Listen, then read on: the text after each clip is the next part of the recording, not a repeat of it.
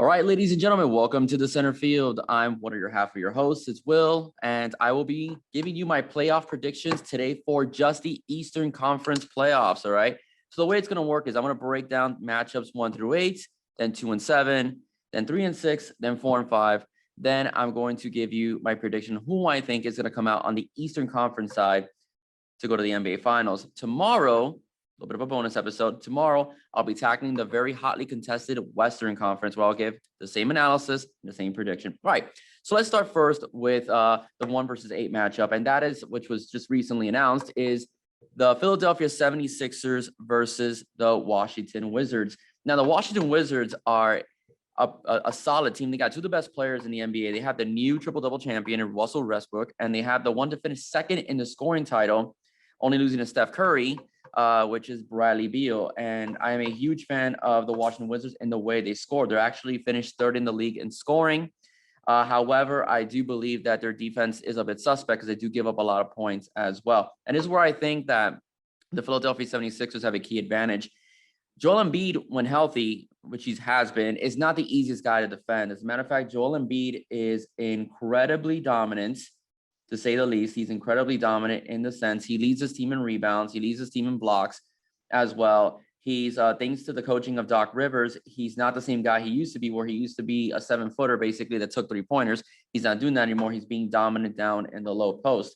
So you have to give the guy credit for pretty much changing his game and so on, or at least, finding a better purpose to his game, to say the least. And although Ben Simmons does get a lot of crap for being not a very good shooter and so on, I do have to say that at least Ben Simmons is very good down low. So he could be a pretty tough mismatch for Russell Westbrook at the defensive position. Okay, just to say the least.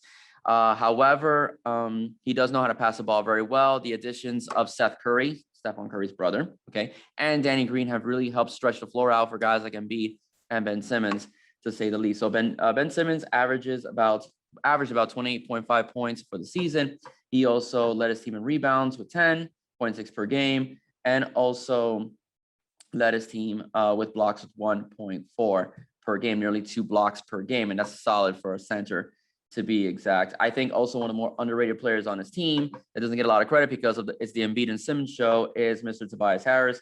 Tobias Harris is a very good player as well. He's a power forward. He's a stretch 4, and he could cause damage to any team regarding the playoffs. So I want to talk a little bit more about the Washington Wizards and whom they are as a team. Aside from Russell Westbrook, and so on, and aside from Bradley Beal, who's a very talented ball player out of the University of Florida, to say the least, this team does have a composition of talented players, right, on their roster. So they could give the 76ers quite a fight. So the 76ers cannot get into a firefight with a team like this, a team that is very well known for scoring, to say the least. I mean, Robin Lopez is a pretty talented center. He can give Embiid some problems down in the low block as well. So it's going to be a battle. I do believe that the 76ers will take this series in 5 games. I just don't think that as good as a scoring team as the Wizards are, I don't think that defensively they can hang with the 76ers. And defense does get better in the playoffs, especially when you're keying in on a team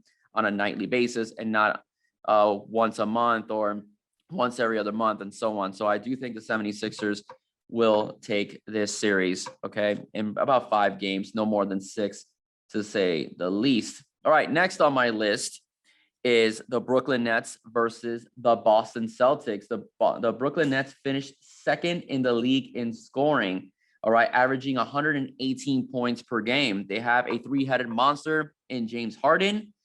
They have in James Harden, Kyrie Irving, and also Kevin Durant, who at one point was considered one of the best players in the NBA, right next to Mr. LeBron James, until he got hurt playing for the Golden State Warriors. So this is a very, very good matchup between a team with some experience in the Boston Celtics and a team like the Brooklyn Nets, which does have seasoned players with experience as well.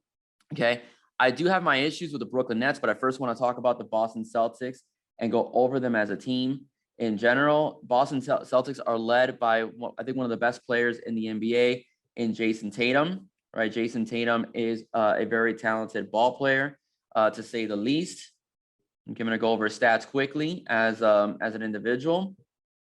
Okay, Tatum averages about 26 points a game, Tristan Thompson leads the team in rebounds with 8 rebounds a game, and Jason Tatum with four assists per game as well. They have a solid bench in Kemba Walker as well, to say the least. Okay, they have Marcus Smart as well to help out, you know, the rest of the team in general. Jabari Parker not playing very much this year in general, but nonetheless, we do see a good solid lineup with Kemba Walker. We do see a good solid lineup with Jason Tatum, right, as well. So we have to give the Celtics some due, but I don't think that they'll be able, at least not this season in general, to match up with the Brooklyn Nets. The Nets are a very flawed team, in my opinion. The trio has not played together no more than like 10 games, to say the least. They played under 10 games together, and I think continuity is very important when playing in the playoffs. The benefit is that both Kyrie Irving and Kevin Durant do have playoff experience. Kyrie Irving winning a championship with the Cleveland Cavaliers, and Kevin Durant winning a championship with the Golden State Warriors. So I think that experience will roll over into this series, and I do think that the Brooklyn Nets will beat the Boston Celtics in about 5 games. I don't think they can hang with the Nets. Like I said, they're flawed, and Boston can catch them sleeping in a couple nights. And if Kyrie Irving sees a meteor shower, he might just not show up to the game. So that's something that Kyrie Irving has had issues with, you know, reliability. But nonetheless, I do think that it's Brooklyn's series to lose, and I don't think that Brooklyn will lose this series. All right, now we're going to go into the 3 versus 6 matchup with some NBA experts believe will be the one series that they do see an upset occurring in, and that is the Miami Heat versus the Milwaukee Bucks. Last year, the Milwaukee Bucks had a very dominant regular season, all right, with Giannis Antetokounmpo winning the MVP. However, the Miami Heat spoiled them in 5 games by talented defense by Jimmy Butler, by great shooting by Duncan Robinson and Tyler Hero, by great defense by guys like Jay Crowder and Andre Iguodala, and so on. So the Miami Heat this year have a top 5 defense again. All right. Offensively, they were a bit inconsistent this year for the Miami Heat. I will say that. All right. And going back to the Bucks, Giannis being very solid, and the addition of Jrue Holiday as well, assists in the defensive walls. Holiday is also is a very good shooter. So I think that's something that the Heat have to recognize as well when dealing with someone like that. And Chris Middleton as well is a very, very, very dominant player. He actually was one of the sharpshooters, one of the bright spots last year for the Bucks in the playoffs when they faced the Miami Heat. All right. And of course, you know, you have Brook Lopez as well, who may give Bam some problems, but Bam is a very solid defender. So I don't think Bam will have that many issues with Brook Lopez. So Dante DiVincenzo as well is a very solid player. So they have a very good team. So we cannot deny that the Milwaukee Bucks, you know, can give the Heat any problems. They actually led the league in scoring this year for the NBA, so they could put the ball in the hole. So we have to be very careful as Heat fans to not underestimate just because of last year's victory. But I do think the Miami Heat are ready for the playoffs. They finished the regular season strong. Like I mentioned earlier, defense in the playoffs does intensify. Although I do have concerns about the Miami's rebounding. With the addition of Dwayne Dedmon and so on, they've been better. I will say this, the Miami Heat have been better in rebounding. Bam is a solid rebounder. But the Heat will go the way Jimmy Butler goes. Jimmy Butler, if he has a great series, if he scores like he needs to, which is very important, and if the rest of the team, the bench is going to be very key for the Miami Heat. I'm going to be very straightforward. The Miami Heat are going to need Tyler Hero, Tyler Hero, Goran Dragic to shoot very well. I do think Kendrick Nunn is going to start at point guard over Goran Dragic. Dwayne Dedmon, Andre Iguodala, those guys are going to have to really step up, you know, in terms of scoring. All right. And I do think that's going to be very important. I do think Tyler Hero is going to have a great series. He lives for that moment. And I do believe Duncan Robinson will shoot the ball like it did last year in the bubble as well. And I do believe Goran Dragic will have a solid double-double game. All right. Or near double-double game. I'm sure he'll get over 10 points almost every game, just to say the least. But like I said, this is a toss-up matchup, but I am going to go with the Miami Heat. I do believe the Miami Heat could beat them in 6 games. Their defense alone, their top 5 defense alone, with that scoring, is going to be very difficult for the Milwaukee Bucks to handle. I do think as of right now, the Milwaukee Bucks are just a regular season team. I do not think they're a playoff team. Jrue Holiday is a good player, but I don't think he's enough to stop Jimmy Butler. I don't think he's enough to stop Bam Adebayo. I don't think he's enough to stop the shooting of Duncan Robinson, Tyler Hero. And when Goran Dragic is hot, he's hot. So in this game, in this series, I picked the Miami Heat to win in 6 games, maybe 7. All right. But I do pick the Miami Heat to win in 6 games. So people may not like it, may call me a homer, but I'm being objective here. All right. I think the Miami Heat in the end are going to beat the Milwaukee Bucks. All right. Now, lastly, we go to the New York Knicks. All right. Versus the Atlanta Hawks. This is going to be a very fun 4-5 series. All right. The New York Knicks, a resurgent team. As Heat fans, we want to see that rivalry renewed between those two ball clubs. The New York Knicks are led by Julius Randle.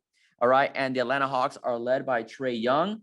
Okay. The Atlanta Hawks are a team that can score. They were 13th last year. Well, this past season, they were 13th in the league in scoring. I want to go over Hawk statistics as of right now as a basketball club. All right. Stat leaders for the Hawks. Trae Young averaging 25 points a game for the Atlanta Hawks. To be exact, they finished 41-31 this past year. Clint Capella and his rebounding, 14 points a game.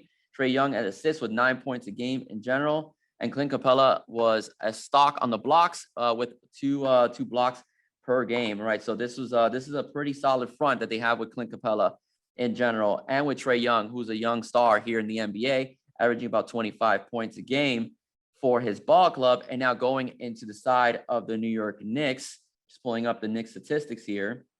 All right, the New York Knicks had a very solid season, finishing 4th, averaging over 107 points a game, just slightly under the Miami Heat, but obviously a much improved team for this season. The Knicks finished at 41-31 this year, and leading the Knicks this year, statistically speaking, is Julius Randle.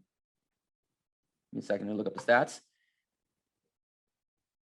Julius Randle averaging 24 points a game and 10 rebounds, a solid double-double per game, 6 assists as well. So they're in good shape. All right. I think also leadership of Derrick Rose has really helped this ball club. Although Derrick Rose has only played 35 games this year, he's been very helpful to the team as well. All right. A center Taj Gibson as well. So we will see a great and talented ball club here regarding the New York Knicks. All right. I do believe in this case, this series is a toss-up. I do believe it will go 7, but I will have to go with the New York Knicks. As much as Atlanta scores, I think the Knicks might be a better defensive team, to be exact. Even though the Hawks do have Clint Capella, I do believe the New York Knicks might be a slightly better defensive team. At least the home court advantage gives them that trait. All right. So I do believe the Knicks will win in 7. All right. The Knicks will win in 7. All right. Defeating the Atlanta Hawks, but it could go either way. That's a toss up because it is a 4 versus 5. So you have teams that are virtually even playing one another. All right, guys. And now for my prediction to come out of the Eastern Conference and go all the way to the NBA Finals, the Miami Heat, guys. I do believe the Miami Heat, if they play the way they played last year in the bubble, I do believe they will once again be representing the Eastern Conference. The Miami Heat are solid on both sides of the ball. Miami's shooting has gotten better as the season ended. Tyler Hero, Duncan Robinson, Trevor Ariza can occasionally hit his shots. Jimmy Butler could score when he needs to. Bam Adebayo is very dangerous down low and has a solid mid-range jumper, as well as a great rebounding. The defense as well, top 5 defense in the league, and defense wins championships. Every single time the Miami Heat went to the finals and won the finals, they were led by defense as well as scoring.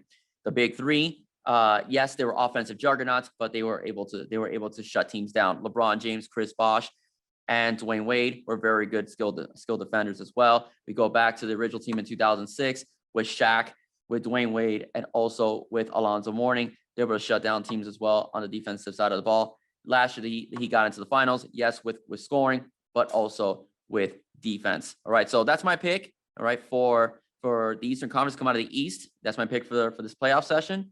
And if you like what you hear, please subscribe. Keep in mind, we also do have a podcast that's located on Anchor, Spotify, wherever you get your podcast. So if you like what you hear here on YouTube, please subscribe. If you want to hear more audio and so on, please look up The Center Field with Will and Alex on Spotify, Anchor, Google, Apple, wherever you get your podcast. All right, ladies and gentlemen, enjoy the playoffs. I'll see y'all tomorrow for the Western Conference.